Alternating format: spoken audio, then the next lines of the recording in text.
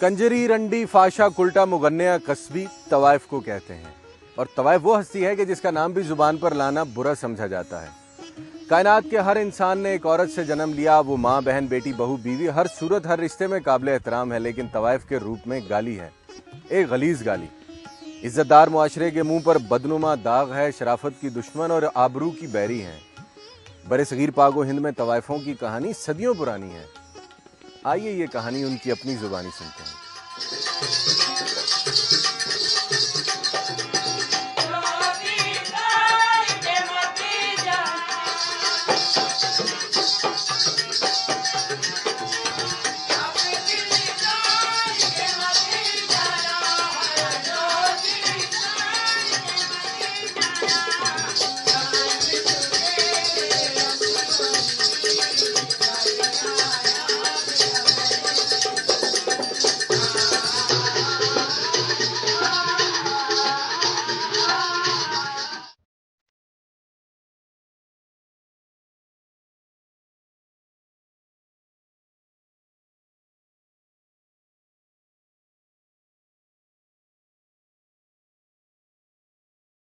सन 1763 ईस्वी, शहनशाह हिंद औरंगजेब आलमगीर का दौरे हुकूमत। बादशाही मस्जिद लाहौर का संगे बुनियाद रखा जाता है और मुल्हिका रिहायशी इलाके को शाही मोहल्ले का नाम दिया जाता है।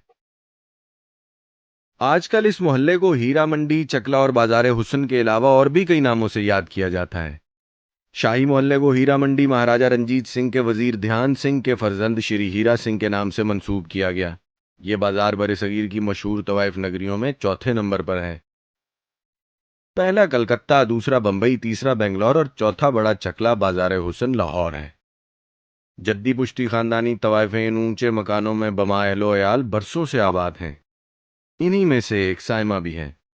ये कहना मुझे बहुत फख्र महसूस होता है कि हम कंजर हैं।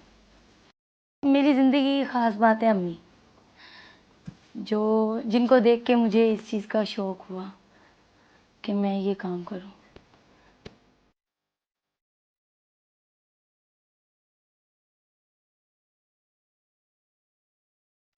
जो हजरात फिल्मों और ड्रामों में दिखाए गए तवाइफ के कोठे का तस्वुर लिए पहली मर्तबा यहाँ आते हैं, उनको ये जानकर हैरत ज़रूर होती है कि यहाँ किसी बालाई मंजिल पर सजे सजाए कोठे का कोई वजूद नहीं, बल्कि तवाइफें मुख्तसिर सी जगह पर दो मिरासियों की संगत में मुजरे करती हैं। इस दफ्तर को टाइम कमरा कहा जाता है। कमरे में गाहक के दाखिल होते ही खिड़कियां दरवाजे बंद। आगे क्या होगा मुलायजा कीजिए। इनसे मिलिए।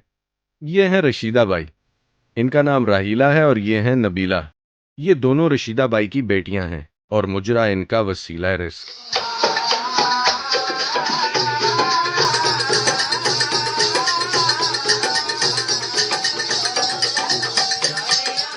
ख़ानदानी हमारा यही काम है। हम ज़्यादा घुंघरूओं के साथ करते हैं, लेकिन ये काम अभी नहीं है। वतन अजीज में औरत का सरेआम नाचना कानूनन जुर्म है, लिहाजा तवाइफ का कारोबार चलाने के लिए कुछ कानूनी ज़ाब्तों की भी ज़रूरत होती होगी। ये बकायदा ये हाई कोर्ट से हमने ये इजाज़त ली थी, और काम तो हमारा इधर इतना नहीं चलता। जो लोग शरीफ औरतें हैं वो बाहर से ही आती हैं और बाहर से ही अपने काम निकाल कर चली जाती हैं। हम तो ऐसे बैठे रहते हैं। वो रिपोर्ट करवानी पड़ती है ना, पुलिस वाले को बताकर हम जाते हैं। किसी भी काम का आगाज करने के कुछ आदाब हुआ करते हैं। मुजरा करने से पहले खानदानी तवाइफ अपने बुजुर्गों की रीत निभाना हरगिज नहीं भूलती। इस फील्ड से आने से पहले हम दुआ करते हैं और बोलते हैं ये कलंदर पाक हमारी रोजी में बरकत डालना, ये हमारी लड़कियां हैं, इनको ज्यादा आगे करना, इनकी इज्जत में बरकत डालना।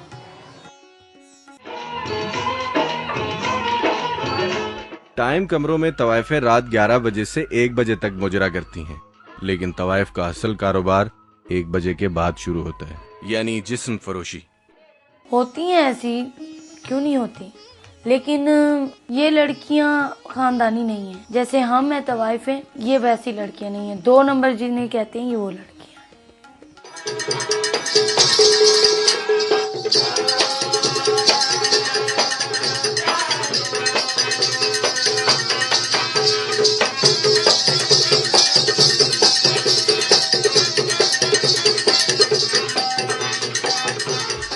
किसी गैर मर्द को अदाएं और अपना नाच दिखाकर रोजी कमाना मुहज्जब मुआशरों में बुरा तस्वुर किया जाता है। इस बात का एहसास इस सीनियर तवाइफ को भी है। ये हम तो बोलते हैं कोई हम ये अच्छे लोग आए और ये शादियां करके बैठाएं, हम इज्जत की रोटी खाएं, रिज़्क हमको मिले, वो नहीं मिलता। हम इसे अपनी मजबूरी के लिए अभी तो बैठे हैं बस।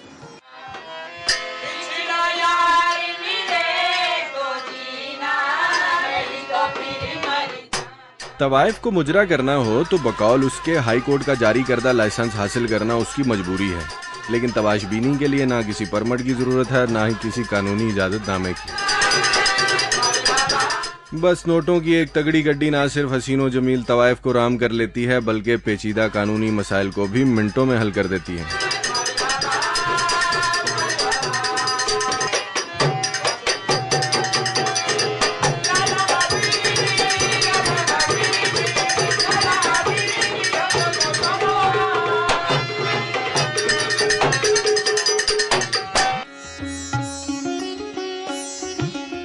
₹60 लीटर पेट्रोल जिस जमाने में खरीदा और बेचा जाए, उस दौर में नाचती हुई तवाइफ पर नोटों की 2-4 सेहतमंद गड्डियां फेंक देना कोई मामूली मार्का नहीं।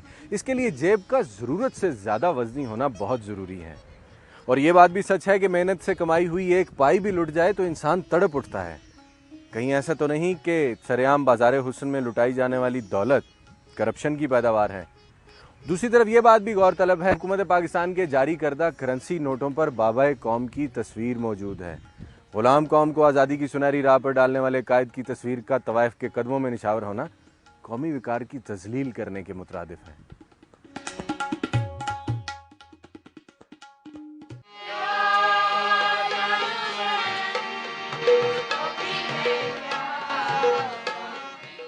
तवाइफ ज़ादियों की तालीम और तरबियत का ख़ास ख्याल रखा जाता है।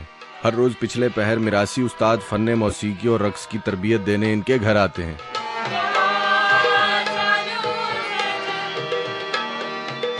इस घराने में पैदा होने वाला हर बच्चा पैदाइश के वक्त कान में दी जाने वाली अजान के पस मंजर में घुंघरुओं की झनकार भी सुनता है।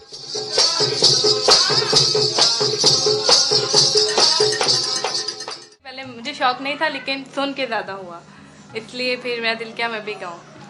फिर उस्ताद जी ने सिखाया। कई उस्ताद ऐसे भी हैं, खाते भी हैं, पैसे भी लेते हैं, सिगरेट भी पीते हैं, बोतलें भी पीते हैं, सब कुछ लेते हैं। हमारे हो गए।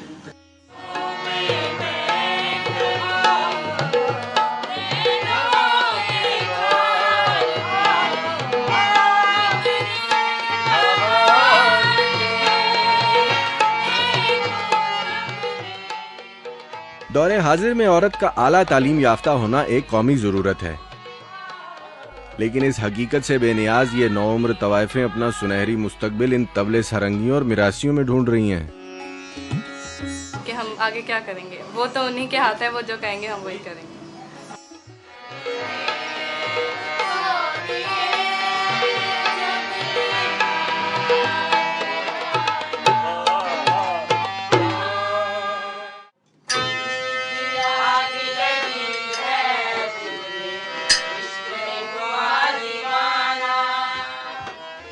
रात भर मुजरा करने वालियां सूरज तुलू होते ही थक हार कर इन चिकों के पीछे पर्दा नशीन हो जाती हैं। तवाइफ सो गई तो गोया हर सूहू का आलम है। ऐसे में इक्का दुक्का उम्र रसीदा रिटायर्ड तवाइफें ही नजर आएंगी, जैसे कि ये बदरो बाई। बुजुर्ग साल हो गए 80-85 साल शुरू से यार बांधा तो बहुत अच्छा से। ये जो बांधा ये अच्छा, ये बहुत खराब गंदा है। तो यहाँ से हीरे बिकते थे, हीरे। अब ये जूते आ गए, जूते अब जूते हैं। कुछ अपनी जिंदगी का बताइए, किस तरह के लोग आते थे? बड़े बड़े नवाब? कुछ ऐसे से नहीं आते थे कि कमरे लगाते थे। कमरे आगे बैठ गए ना, ऐसे ऐसे बैठे थे, तो साथ बैठे, हम भी बैठे, और वो आ गए बैठ गए। जो गाड़ा सारा है सब। कंजर खानदान को तवाइफों में पाई जाने वाली खुसूसियात की वजह से 3 घरानों में तकसीम किया जा सकता है: फनकार घराना, मुहाजिर घराना और पेशाकार। फनकार घराने की तवाइफें सिर्फ मुजरा करती हैं। अदब आदाब रख रखाव और निस्वानी आदाब रखने की दावेदार ये बाइयां एक एक फंक्शन के हजारों रुपए वसूल करती हैं। मुहाजिर घराना उन लोगों पर मुश्तमिल है जो गुर्बत और बेरोजगारी के हाथों मारे जाने के बाद अपनी मर्जी से शरीफ खानदानों को छोड़कर कंजरों में आन मिले। मुजरा करने के अलावा मालदार तमाशबीनों के साथ जिस्मानी ताल्लुकात कायम करके उनसे उम्र भर नोट बटोरना भी इनके कारोबार का हिस्सा है। पेशाकार घराने की तवाइफें सिर्फ धंधा करती हैं, धंधे के सिवा कुछ नहीं करती। हीरा मंडी लाहौर में मुहाजिर घराने से ताल्लुक रखने वाली इस नायिका की अपनी कहानी है। फैसलाबाद की रहने वालों, मेरा नाम रशाद परवीन है। घर से भागकर मैं दाता दरबार पर आई लाहौर। यहाँ से मुझे दरबार से एक औरत लेके हीरा मंडी में आई है, चेतना रोड पर। सामान साहब का बेटा मुझे मिले, उन्होंने उस औरत ने मुझे उसके आगे बेच दिया था। सावन साहब कौन? सावन फिल्म एक्टर। अच्छा। उनका बेटा रेहान, उनके पास मुझे बेच दिया था उसने 50,000 में। उसने मेरे साथ शादी की, मेरे घर में बेटी पैदा हुई, फिर वो फोत हो गए। कैसे फोत हुए? गुर्दे फेल हो गए थे, शराब बहुत पीते थे। जब वो फोत हो गए फिर मैं इधर फंक्शन वगैरह करने लग पड़े बाजार में। इरशाद बाई किसी फिल्म या कहानी का अफसानवी किरदार नहीं, बल्कि एक चलती फिरती जिंदा औरत है और इंसान होने के नाते तमाम इंसानी हुकूक की हकदार भी है। लेकिन उसे ना सिर्फ मोहब्बत का झांसा देकर घर से भगाया गया, बल्कि जिनसी हवस का निशाना बनाने के बाद हीरा मंडी लाहौर में भेड़ बकरी की तरह बेच भी दिया गया। जुल्म सितम की ये दास्तान अभी जारी है।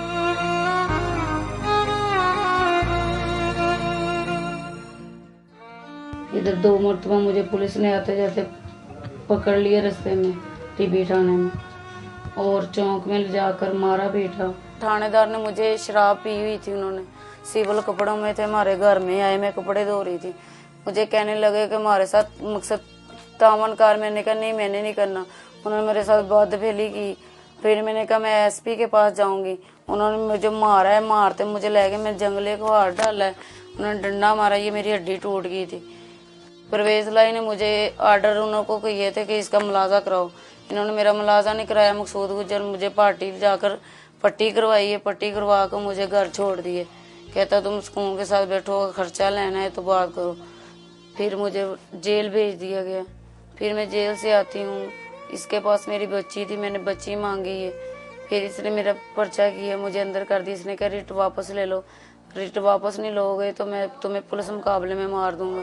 अच्छा, थोड़ा सा बताइएगा किसने आप पे जुल्म किया और क्यों किया? एक मोहम्मद सैन है ऐसे ही, एक रशाद है ऐसे ही, जोहर आलम सब इंस्पेक्टर, इन्होंने मेरा बुरा भला किया है। इन्होंने फिर मुझे मारा है, मकसद लिटा कर मुझे लितन मारे इन्होंने, चौक में ठुड्डे मारे हैं मुझे, बहुत मेरे साथ जास्ती की है। फिर मैं अदालतों में जाती थी, उधर मुझे पकड़ लेते थे।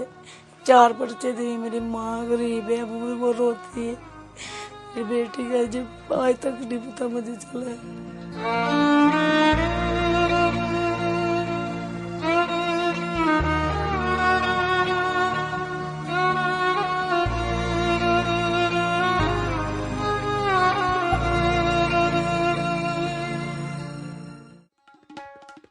ये हैं इंस्पेक्टर मकसूद गुज्जर, हीरा मंडी पुलिस स्टेशन के थानेदार। इन पर तवाइफों के साथ सरेआम हाथापाई करने का इल्जाम है। औरतों को मैं नहीं मारता, ना मुझे मारने की ज़रूरत है, लेकिन मुझ में एक आदत है कि जब मैं पकड़ लेता हूँ तो फिर मैं छोड़ता नहीं, वो छोड़े कोर्ट छोड़े। लेकिन अगर मुझे कोई इन्फॉर्मेशन आ जाए कि जी वहाँ पर कोई ऐसा काम हो रहा है तो मैं तो फिर कानून के मुताबिक कार्रवाई करता हूँ।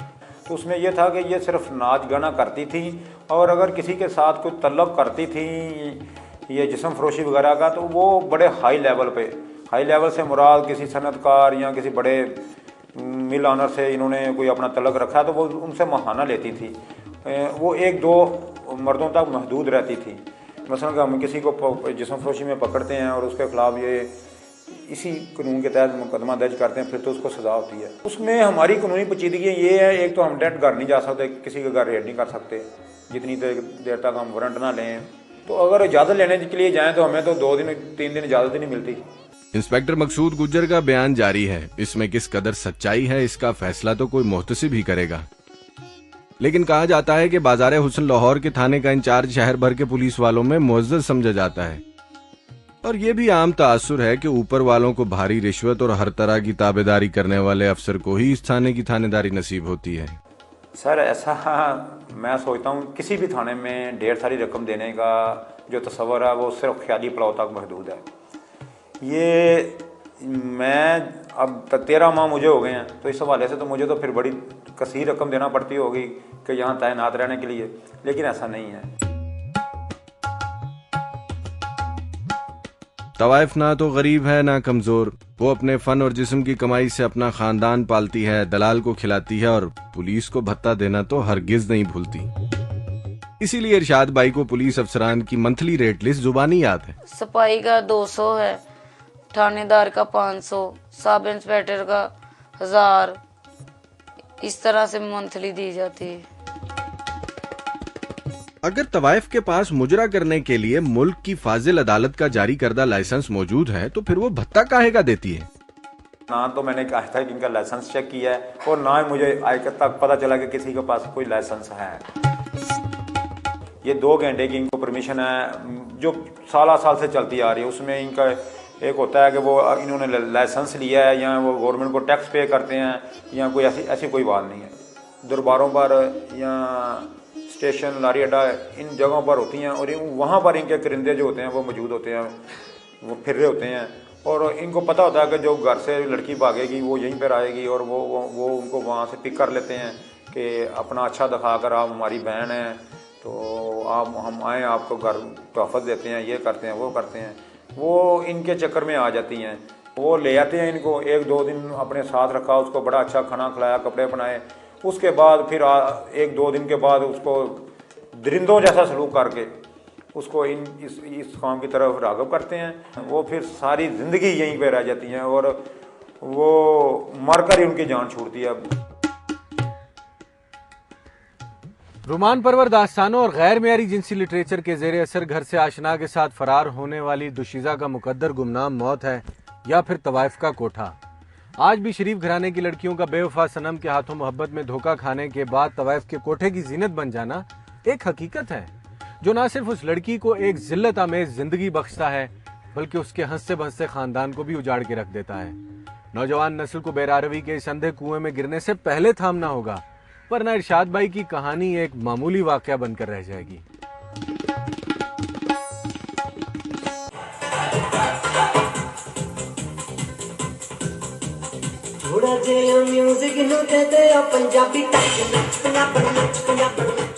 तवाइफ घराने में बेटी की बड़ी इज्जत है क्योंकि वो खानदान के लिए एक ऐसा ब्लैंक चेक है जिसे किसी मालदार तमाशबीन के हाथों नथ खुलवाकर जब मर्जी कैश करवा लिया जाए। कुछ ऐसा ही वाकया इस नौजवान तवाइफ की जिंदगी में भी पेश आया। मेरा नाम सन है, ठीक है। मैं पैदा तो यहाँ पर ही हुई हूँ। मेरी शादी एक रात की हुई थी, 6 माह तक चली थी, उसके बाद फिर ख़त्म हो गई। सिर्फ अगर किसी ने 2 लाख 3 लाख 4 लाख दे दिया ना एक रात का तो वो शादी कर लेते हैं। यहाँ पर एक रात की शादी होती है, निकाह नामा नहीं चलता। 6 माह तक बगैर निकाह के एक नामहरम मर्द के साथ जिस्मानी ताल्लुकात रखने वाली ये सांवली सिलोनी हसीना इस बात से कतई बेखबर है कि ये एतराफ इसे हुदूद ऑर्डिनेंस केस के तहत अदालत के कटहरे में भी खड़ा कर सकता है। किसकी जिंदगी ज्यादा अहम है, आपकी या आपके घर वालों की? घर वालों की। यहाँ जो वालिदैन होते हैं कभी जबरदस्ती भी करते हैं? कभी करते हैं, किसी के पास जाओ, रात गुजारो, ये करो वो करो। तो तय ये हुआ कि कंवारी लड़की के साथ पहली दफा पैसे लेकर सोहबत करवाना नथ खुलवाई है। इस सारी डील में एक तजर्बाकार दलाल की भी जरूरत पड़ती होगी।